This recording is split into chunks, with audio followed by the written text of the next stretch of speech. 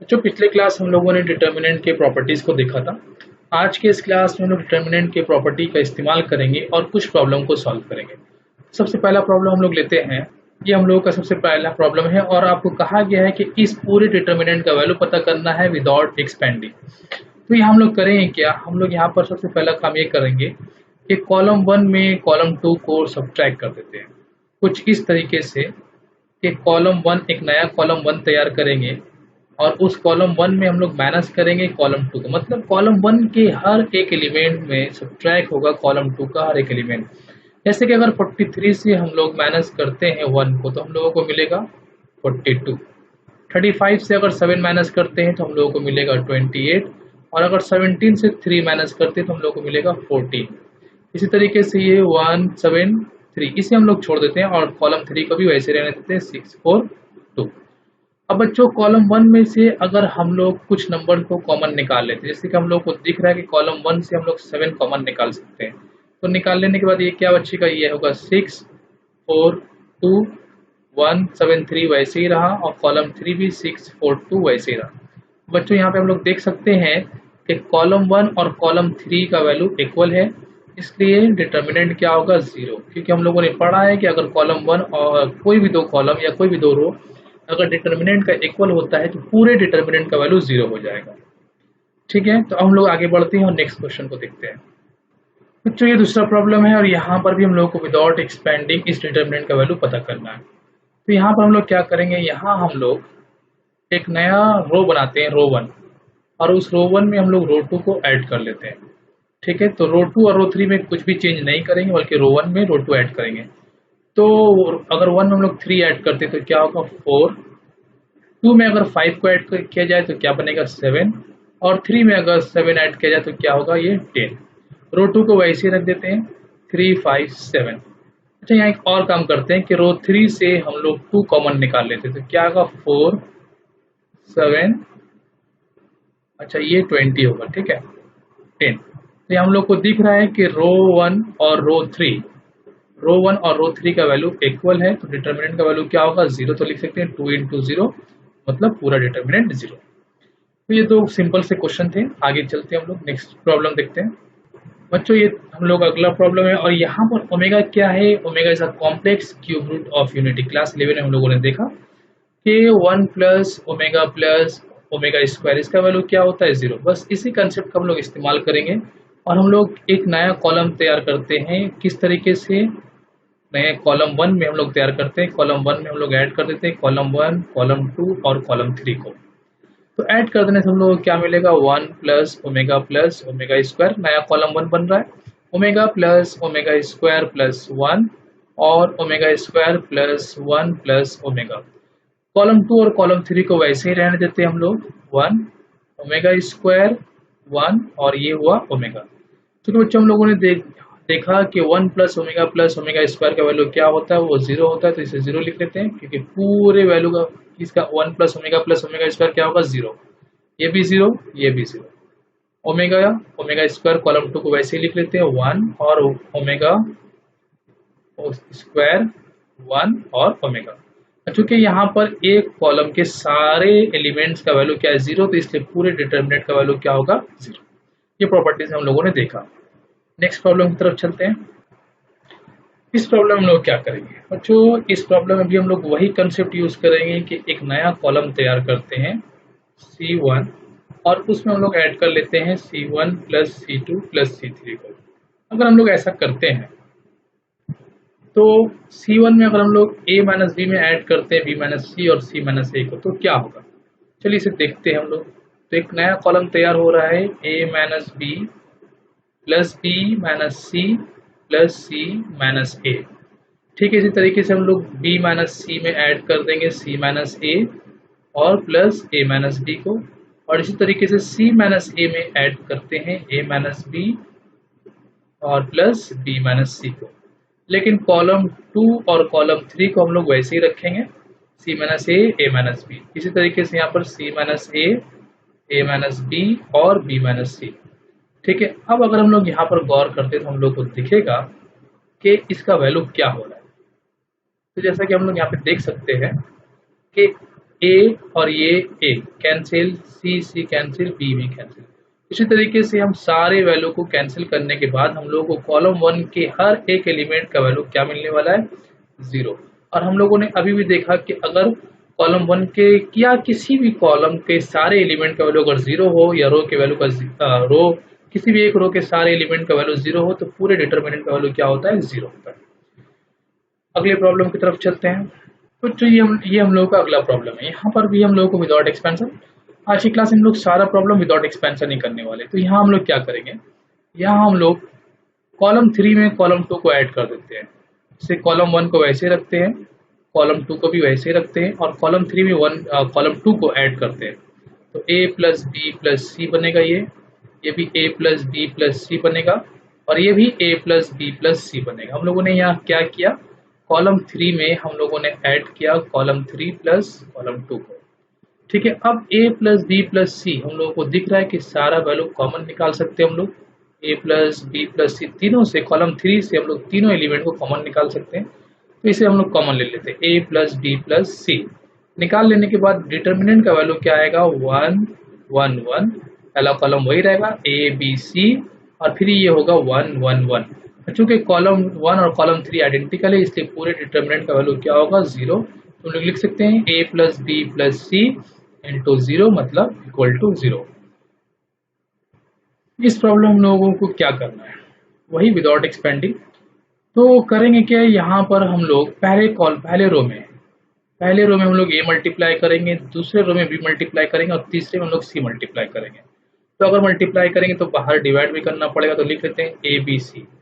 1/a क्यों लिखा, क्योंकि हम लोग पहले रो में a मल्टीप्लाई करने जा रहे हैं। ठीक है, तो पहले रो में जब a मल्टीप्लाई करेंगे तो ये क्या होगा, a, ये होगा a, ये होगा ए बी सी और तीसरे A B C B plus C. ठीक है ना, दूसरे रो में हम लोग b मल्टीप्लाई करेंगे, होगा b ए बी सी और ये होगा ए बी सी और c प्लस ए।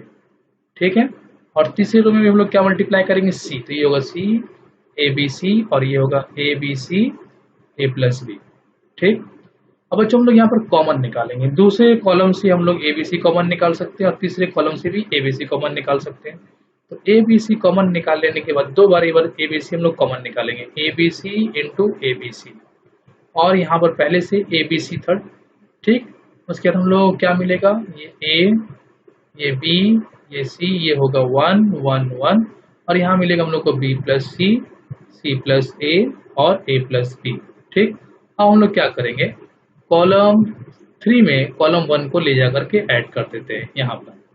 तो हम लोग कॉलम 3 में कॉलम 1 को ऐड करेंगे तो हम लोग क्या मिलेगा, अच्छे से काट लेते हैं और एक ए बी सी बचा हम लोग के पास, ए बी सी और ऐड कर देने से क्या होगा, ए बी सी 1 1 1 और ये होगा a प्लस बी प्लस सी, ये भी हो जाएगा a प्लस बी प्लस सी और ये भी हो जाएगा a प्लस बी प्लस सी।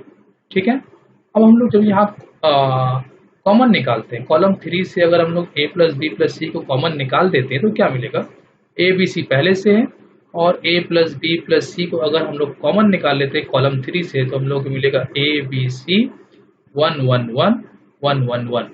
और चूंकि कॉलम 2 और कॉलम 3 का वैल्यू हम लोगों को आइडेंटिकल मिला, ये दोनों इक्वल हुआ, इसलिए इस पूरे डिटर्मिनेंट का वैल्यू क्या होगा, 0 और 0 से कुछ भी इंटू करेंगे इन दोनों को अगर हम लोग तो पूरा आंसर क्या होगा, 0। नेक्स्ट प्रॉब्लम को देखते हैं। तो ये एक प्रॉब्लम दिया गया है विदाउट एक्सपेंडिंग का, इसे हम लोग किस तरीके से करते हैं। यहाँ पर हम लोग सबसे पहले कॉलम 3 को सॉल्व करेंगे, 1 1 1 A B B C C A. ठीक है, यहाँ पर हम लोग कॉलम 3 में पहले एलसीएम ले लेते हैं, ये क्या होगा b प्लस ए और एक साथ ही साथ एक काम करते हैं, यहाँ c भी मल्टीप्लाई कर लेते हैं ऊपर नीचे। सेम प्रोसेस हम लोग यहाँ पर यूज करेंगे, ये होगा LCM b plus c by b सी और यहाँ पर ऊपर नीचे हम लोग a को मल्टीप्लाई कर लेते हैं। इसी तरीके से यहाँ पर क्या आएगा, ए सी और a प्लस सी और ऊपर नीचे हम लोग मल्टीप्लाई कर लेते हैं b को, तो ये हो जाएगा b ए बी सी। ठीक है, अब कॉलम 3 के डिनोमिनेटर, कॉलम 3 के हर एलिमेंट के डिनोमिनेटर में ए बी सी मिल रहा है हम लोग को, तो ए बी सी को हम लोग कॉमन निकाल लेते हैं, 1 बाई ए बी सी। हम लोग क्या मिलेगा, 1 1 1 A B B C C A और ये क्या हो जाएगा सी बी प्लस ए, ये क्या होगा ए बी प्लस सी, और ये क्या हो जाएगा बी ए प्लस सी। ठीक है, अब हम लोग क्या करेंगे कि इन दोनों को मल्टीप्लाई कर देते हैं, ब्रैकेट मतलब ब्रैकेट खोल देते हैं, इन दोनों को आपस में मल्टीप्लाई कर लेते हैं और साथ ही साथ कॉलम 2 को लाकर ऐड करेंगे कॉलम 3 में। कुछ इस तरीके से 1 बाई ए बी सी है और यहाँ पर 1 1 1 है। कॉलम 2 को वैसे रहने देते हैं A B B C C A, और कॉलम 3 में एलिमेंट को मल्टीप्लाई करेंगे तो ये सी बी प्लस सी ए होगा और ए बी को ऐड करेंगे तो कुछ इस तरह का होगा ए B plus B C plus C A. इसी तरीके से इन दोनों को मल्टीप्लाई करने के बाद जब बी सी को ऐड करेंगे तो ये हम लोग को दिखेगा कुछ इस तरीके से ए B plus B C plus C A, और बिल्कुल इसी तरीके से ये भी होगा ए B plus B C plus C A. अब बच्चों ये हम लोग अगर कॉमन कॉलम 3 को गौर से देखते हैं तो हम लोग को दिखेगा कि कॉलम 3 के हर एलिमेंट का वैल्यू इक्वल है। दिख रहा है A B plus B C plus C A B plus B C plus C A. इसे अगर हम लोग बाहर कॉमन निकाल लेते हैं तो हम लोग को क्या मिलेगा A B plus B C plus C A, और ए बी सी पहले से था उसे लिख देते हैं ए बी सी, और डिटर्मिनेंट के अंदर क्या मिलेगा 1 1 1 A B B C C A, और ये क्या हो जाएगा 1 1 1। अब यहाँ पर चूंकि हम लोग को दिख रहा है कि कॉलम 1 और कॉलम 3 दोनों का वैल्यू इक्वल हो चुका है, इसलिए इस पूरे डिटर्मिनेंट का वैल्यू 0 होगा, और 0 से अगर बाहर वाले एलिमेंट को मल्टीप्लाई करते हैं तो ये भी पूरा का पूरा 0 होगा, तो हम लोग आंसर हुआ 0। ठीक है, अब हम लोग बात करते हैं अगले प्रॉब्लम के बारे में। तो बच्चों इस प्रॉब्लम में हम लोग क्या करेंगे, तो यहाँ पर भी हम लोग वही कंसेप्ट अप्लाई करते हैं कि पहले रो में हम लोग a मल्टीप्लाई करते हैं, दूसरे में b और तीसरे में c। तो 1 बाई ए बी सी से डिवाइड भी कर लेते हैं, और पहले रो में जब हम लोग a मल्टीप्लाई करेंगे तो क्या होगा a b square c square, पहले रो में मल्टीप्लाई करें इसलिए ये ए बी सी होगा, और यहाँ पर a b प्लस सी को इस तरीके से रहते हैं या मल्टीप्लाई करके लिख देते हैं इसे। एक मिनट, इसे हम लोग मल्टीप्लाई करके लिख लेते हैं तो ये कुछ इस तरीके से दिखेगा। अगर हम लोग a से मल्टीप्लाई करते हैं तो फिर ये होगा ए बी प्लस ए सी, ठीक है ना, ये वाला वैल्यू a से मल्टीप्लाई होने के बाद दूसरे रो में हम लोग b मल्टीप्लाई करते हैं, क्या होगा b c square a square, ये फिर से ए बी सी, और ये बी सी प्लस ए बी। ठीक, और तीसरे रो में हम लोग c मल्टीप्लाई करें तो C A square B square A B C, और ये क्या होगा सी ए प्लस बी सी। ओके, अब हम लोग क्या करेंगे कि पहले कॉलम में से आप ये देख रहे थे यहाँ से ए बी सी, यहाँ से ए बी सी, यहाँ से भी ए बी सी, सॉरी पहले कॉलम से ए बी सी निकालेंगे तीनों एलिमेंट से, इन तीनों से हम लोग ए बी सी निकालेंगे और इन तीनों से ए बी सी निकालेंगे। तो ए बी सी कॉमन निकाल लेने के बाद ए पहले निकाल लेते हैं, तो यहाँ से ए बी सी लेते हैं पहले कॉलम से ए बी सी, फिर दूसरे कॉलम से ए बी सी। तो पहले कॉलम में क्या मिलेगा हम लोग को बी सी सी ए और ए बी, दूसरे में 1 1 1, और तीसरे में क्या मिलेगा, ये तो वैसे ही रहेगा ए बी प्लस ए सी और बी सी प्लस ए बी और c A plus A B C. ठीक है, अब बच्चों हम लोग यहाँ पर ए बी सी को कैंसिल कर लेते हैं, और अब यहाँ पर क्या करेंगे कॉलम 3 में कॉलम 1 को ऐड कर देते हैं। तो अगर कॉलम 3 में कॉलम 1 को ऐड करेंगे तो कॉलम 3 चेंज होगा सिर्फ, और कॉलम 1 कॉलम 2 को वैसे लिखते हैं। तो चलिए कॉलम 3 को हम लोग ले जा करके ऐड कर देते हैं, ये वैल्यू को यहाँ ऐड करते हैं तो क्या होगा ए बी प्लस बी सी प्लस सी है, A B plus B C plus C है। इसी तरीके से अगर सी ए को ऐड करते हैं बी सी प्लस ए बी में तो ये क्या होगा ए B plus B C plus C A, और फिर A B plus B C plus C है। तो अब यहाँ पर आप लोगों को दिख रहा है कि ये पूरे वैल्यू को हम लोग कॉमन निकाल सकते हैं। चलिए कॉमन निकाल लेते हैं, तो ए बी सी क्या आएगा A B plus B C plus C A. ठीक, और यहाँ पर ये बी सी वैसे कॉलम 1 वैसे ही रहा, सी ए बी, कॉलम 2 को भी हम लोग 1 1 1 में लिखते हैं, और कॉमन निकाल लेने के बाद ये भी 1 1 1 होगा। अब चूंकि कॉलम 2 और कॉलम 3 आइडेंटिकल है इसलिए पूरे डिटर्मिनेंट का वैल्यू क्या होगा 0, और जब पूरे डिटर्मिनेंट का वैल्यू 0 हो जाएगा तो इस 0 के साथ कुछ भी मल्टीप्लाई करेंगे हम लोग, सारा आंसर 0 होगा। तो जो यहाँ तक हम लोगों ने डिटर्मिनेंट की प्रॉपर्टीज के ऊपर कुछ क्वेश्चन देखा, और भी बहुत सारे क्वेश्चन हैं डिटर्मिनेंट की प्रॉपर्टीज के ऊपर जिसे हम लोग नेक्स्ट क्लास करेंगे।